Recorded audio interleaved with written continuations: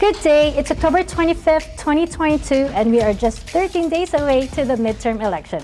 Early voting in the state of Nevada is now going and is on its fourth day. I'm Esmeralda Padilla-Gould. Welcome to the polls. And I'm Sam Buban. We begin with stories dominating this week's headlines.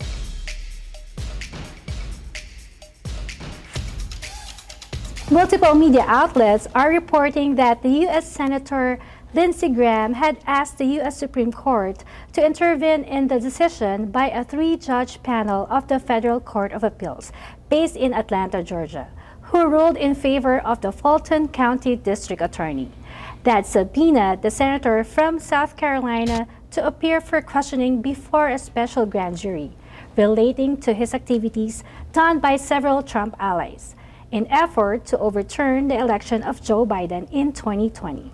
Fulton County District Attorney Fani Willis wants to question Senator Lindsey Graham, a Republican, about his phone call to Georgia Secretary of State Brad Raffensperger, as several of Trump's allies, including lawyer Rudy Giuliani, has complied and appeared in the Fulton County Special Grand Jury. Lindsey Graham's refusal to testify is based on his legal argument that the questioning will limit his ability to gather information from other officials. In his performance as a U.S. Senator, the Court of Appeals disagree. If you recall, Donald Trump was recorded in a phone call to the Georgia Secretary of State, who was also a Republican, where Trump asked him to give him a break and find 11,800 votes for him and claimed that he won in Georgia. Of course, Brad Raffensperger told Trump that is not what the records show. Various media outlets reported that two of the remaining defendants in the long and painful trial of the George Floyd murder case in Minneapolis, Minnesota, has pleaded guilty to manslaughter. J. Alexander Ewing pleaded guilty to manslaughter, while the other defendant, Tu Tao, is awaiting a judge's sentencing from an earlier plea. The two former police officers were charged with aiding and abetting a murder and manslaughter in connection with George Floyd's death, when a fellow officer, Derek Chauvin, knelt on George Floyd's neck for 9.5 minutes while being recorded on a cell phone by a civilian witness and other witnesses who were yelling to the officers, "You're killing him." Officer Chauvin, who was convicted by a jury and is now serving prison sentence of 22.5 years by Hennepin County District Judge Peter Cahill in April 2021. If you recall, George Floyd murder sparked a nationwide protest against racism and police violence. Besides former Officer Chauvin and another ex-officer, Thomas Lane is already serving a 2.5 years prison term for manslaughter.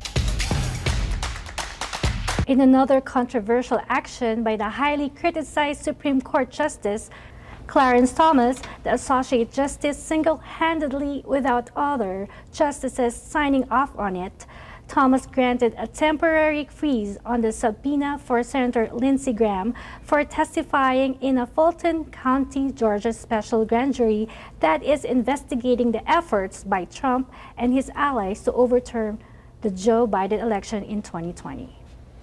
As many reports has surfaced that the January 6 committee had uncovered evidence of involvement by Ginny Thomas, wife of Clarence Thomas, in the overturning the election efforts with the other Trump allies. There have been calls for Clarence Thomas to be impeached. In the Ukraine war, world media outlets are reporting that Ukraine and the U.S., with its NATO allies, accused Iran of supplying Russia with kamikaze-style drones. The kind of drones that was used to attack the Ukrainian capital of Kyiv was believed to be the unmanned aerial vehicle Shahed 136, which is made in Iran. In the strongest language yet that criticizes Iran for supplying Russia with the Shahed 136, the U.S. and its European Union allies will be asking for a new and additional sanctions against the Islamic Republic of Iran. We have more for you here at The Pulse, so stick around.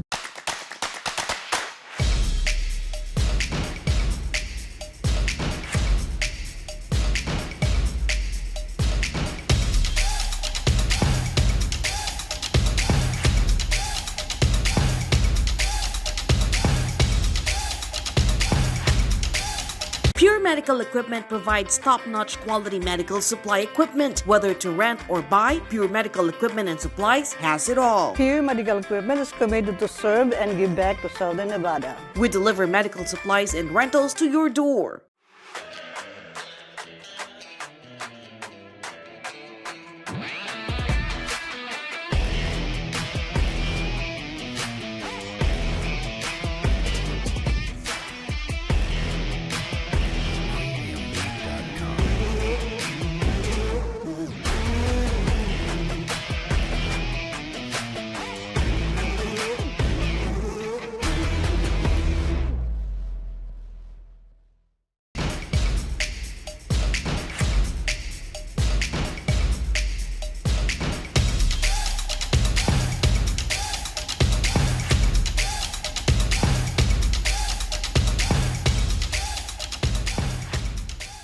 Welcome back to The Pulse. Uncle Sam, what's going on in the campaign trail? I know you've been out there in the field chasing candidates at every public event. What have they been saying to the voters? I happened to be there with Joe in a big gathering of candidates that was organized by the SEIU, an event they dubbed as Community United and the Hispanic Heritage Event. And we were able to get footage of top and down the ballot candidates. They spoke there. Here's what Senator Cortez Masto said. In junior high and Clark High School. And I know so many families are doing the same thing. That's what this is about. And so that's why I fight for our schools, to make sure our kids have every opportunity and have a safe place to learn and grow. And that we're supporting our teachers and our staff and our kids and giving them everything that they need to become successful. Because that's what my parents wanted, that's what my grandparents wanted. And I also know this. And I'm going to tell you this because I'm so proud to be able to cast this vote as a United States Senator. Just recently we voted in Congress to now pass for the first time in the country, in the United States, a National Latino History Museum. And don't you know, we got friends, Luis Gutierrez, former congressman, who's always been there, proud, in college, working with us. Guess what? Look around the room. We have a story to tell. And now we're going to have a museum on a national mall in Washington, D.C. about who we are and what we contribute, and how proud we should be. And we're all voices, all of us are going to be a part of that museum. I promise you that. So thank you, everyone. It is time to get out, though. Lieutenant Governor Cano Burkhead addressed the attendees. Here's what she had to say. Buenas tardes. Yo soy Lisa Cano Burkhead. Tengo un orgullo tan grande de estar aquí como la primera generación latina de ser vicegobernadora de nuestro estado. Qué orgullo que comparto contigo y también todos los sacrificios de mami y papi que llegaron aquí en 1965. Yo estoy tan orgullosa de ser hija de inmigrantes. Mis padres tenían una educación primaria. Y estar aquí con ustedes celebrando, comparto este orgullo con toda mi gente. Tenemos que apoyar a nuestra senadora, tenemos que votar porque sabemos cuando votamos, ganamos. Muchísimas gracias. Many of the teachers, educators are running for elective office. Here's Ruben De Silva. My name is Ruben De Silva. I'm running for Assembly District 28. I know Edgar Flores is in the building. I've been told I've got big shoes to fill. I know how big they are, so I'm hoping to be as great a representative of the district as Edgar has been for so many years. A little bit about myself. I'm a school teacher at Rancho High School, right down the street here. And we see some of our district leaders here. Thank you for being here. And I grew up in this area. I went to C.P. Squires Elementary School, attended St. Christopher's Church, where I'm still a parishioner. And today I'm actually teaching at Rancho High School, the same high school that I graduated from, which I'm so proud to work at and to build a career in. I plan on being there for 20, 30 years. I'm going to be there for the long run. That's my plan. And the area that I'm running for now is this area here, East Las Vegas. My district, Assembly District 28, where I'm running, starts a little bit to the east here, about 1 block. So we're talking about Pecos, out to Sloan, Bonanza, north towards Las Vegas Boulevard. So think about Freedom Park, think about the Broadacre Swap Meet, think about El Dorado High School, think about Sunrise Mountain High School in that area there. So we're talking about the northeast part of the historic east side.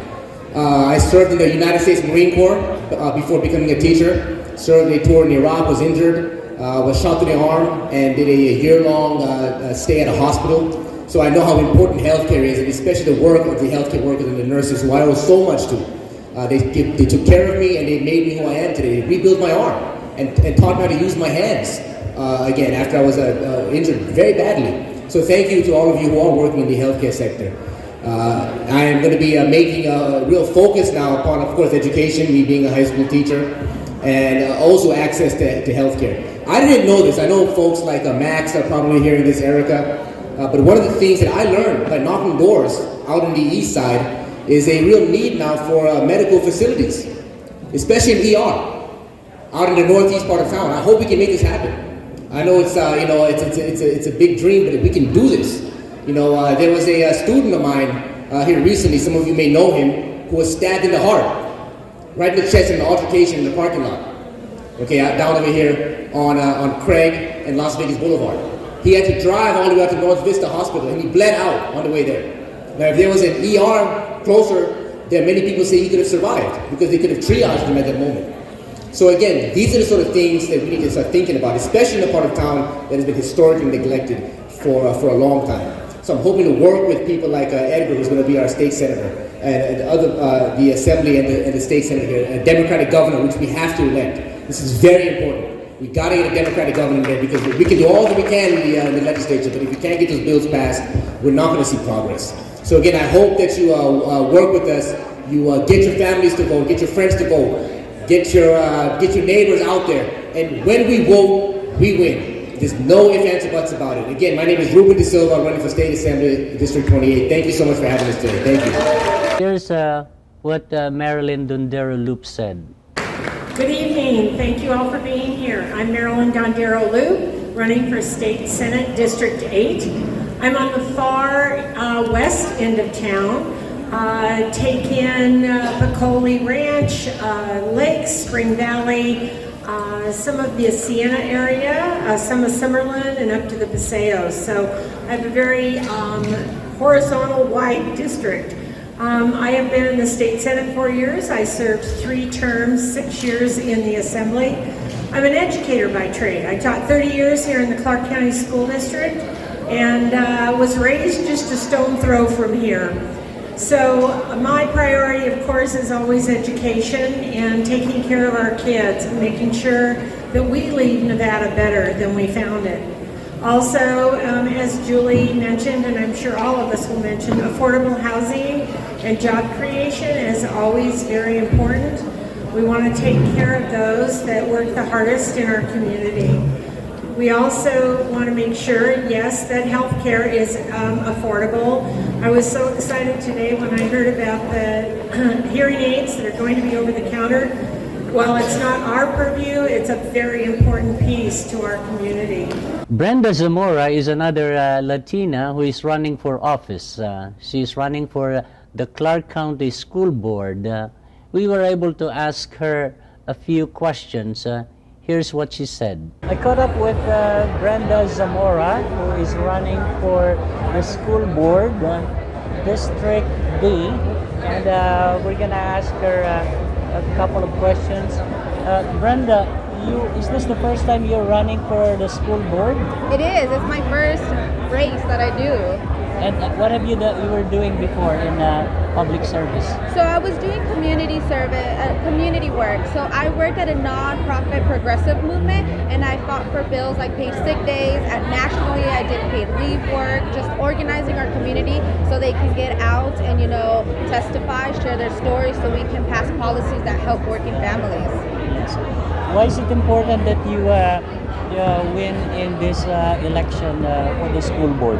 So we have a lot on the line right now. We have a lot of teachers upset with the district. We are already in a teacher shortage. It is important right now that we have someone on the board that's going to listen to our teachers, to our parents, and to our kids. We have, you know, high schoolers showing up to the school board. They're sharing their stories. I'm so sorry. They're sharing their stories. They're out here, and they need to be heard. A lot of the time they're just kind of talking to a real board. It feels like a wall, and they're not getting any responses back. So I definitely want to be that voice of my community.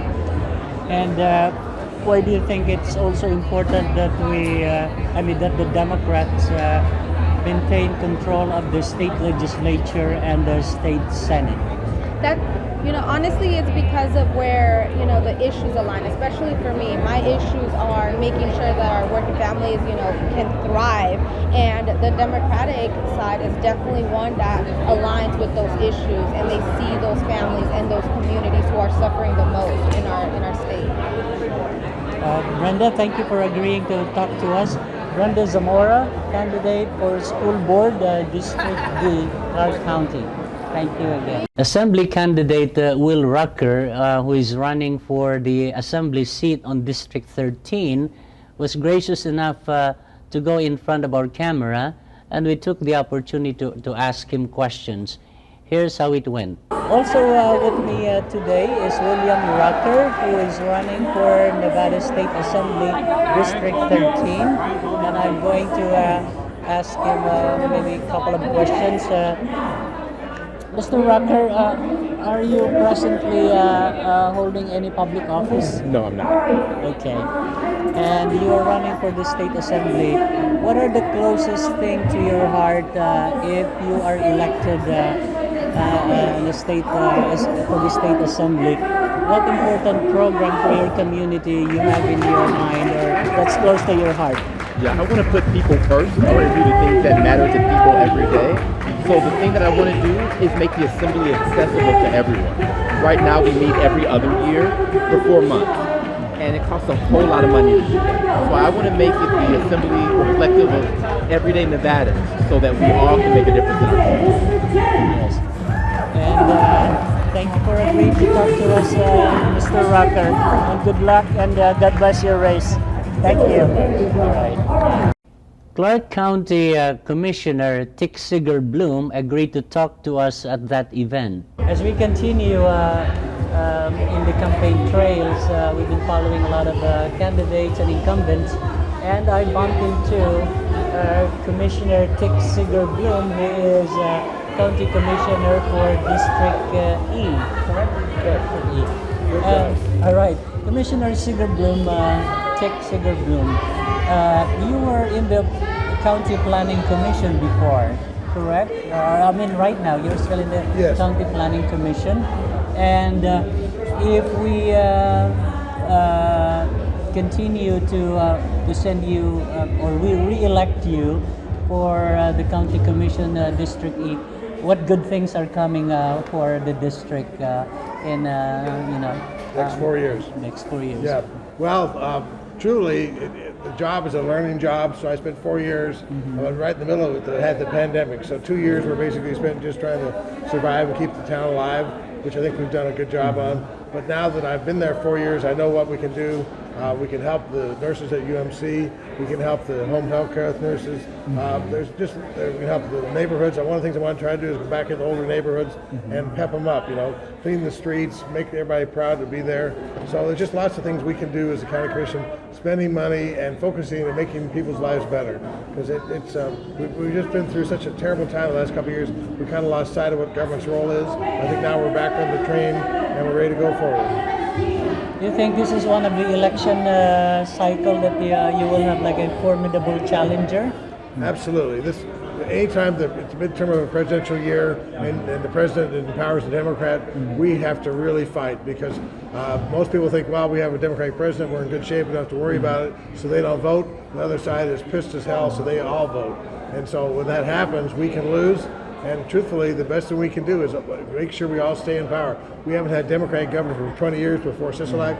He's done so many great things. Catherine Cortez Masto, our U.S. Senator, is so critical for us. Really important for Nevada. We only have, with the one thing we have is 2 senators, like California only has 2 senators. So when you're a senator from Nevada, that is super important.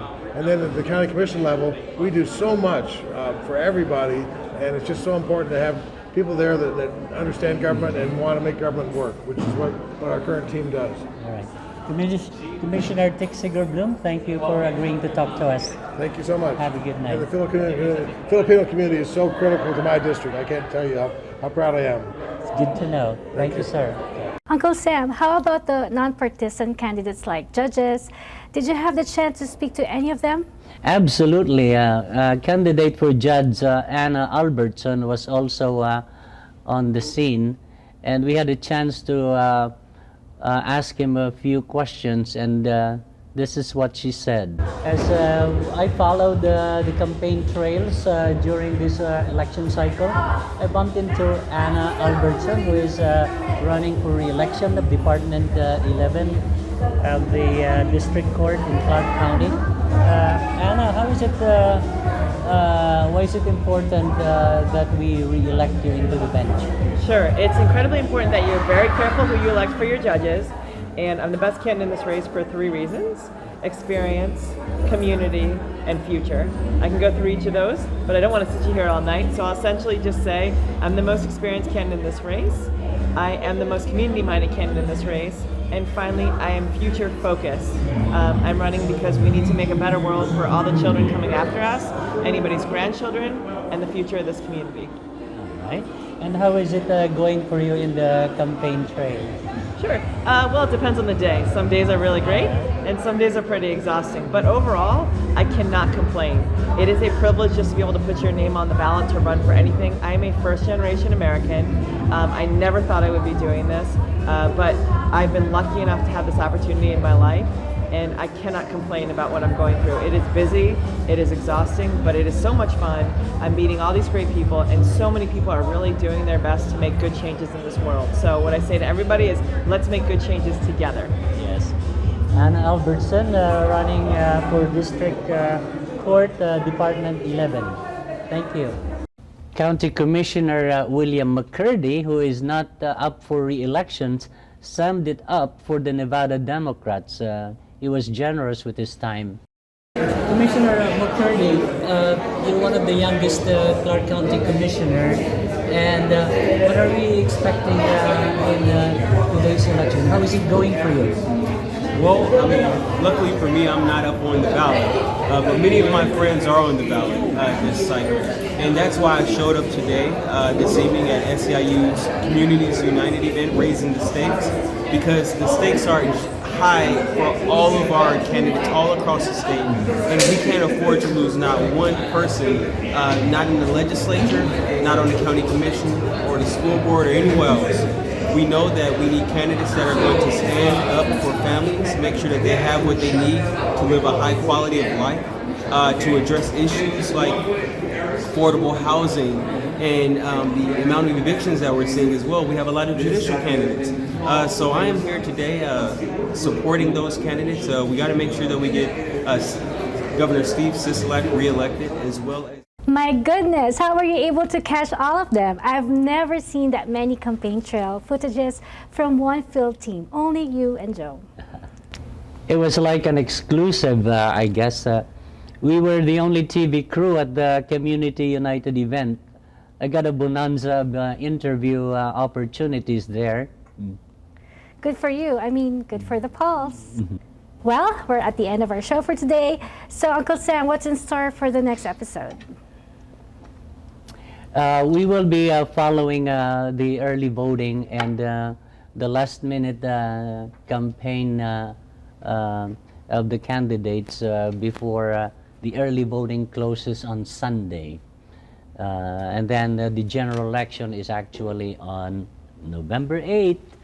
By the way, for those of you who are voting by mail, because the Secretary of State mailed everyone like a mail-in ballot, you need to include a photocopy of your ID or driver's license in order for your vote to be already counted. If you already mailed it, but you forgot to enclose your Nevada ID or driver's license copy, you still have 7 days to submit that requirement to the county clerk. So don't forget that one. Is there a specific reason why we are required to send our ID? It's because it was like you know, a concession, I guess, with the other lawmakers, because Nevada, you know, during the pandemic had mailed everyone the mail-in ballot, so everyone who were staying home had no excuse to not vote. They kept it that way, but the concessions from opponents says that, okay, you can do that, but how do you verify the voter? So the Secretary of State and the legislature said, okay, we'll continue the process, but the voter had to include a copy of their ID just for to authenticate the ballot or for verification. Thank you so much for that information, Uncle Sam. And thank you for watching The Pulse. I'm Sam Buban. And I'm Esmeralda Padilla-Gould. Mabuhay. And see you next time.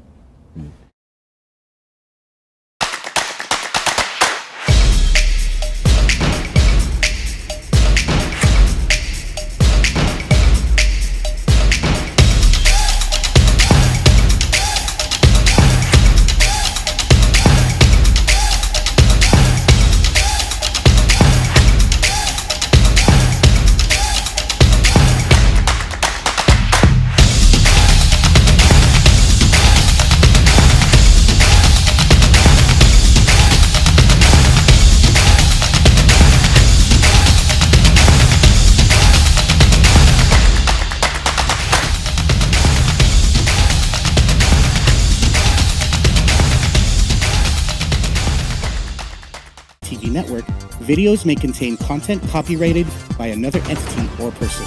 FilAmTV Network claims no copyright to said content.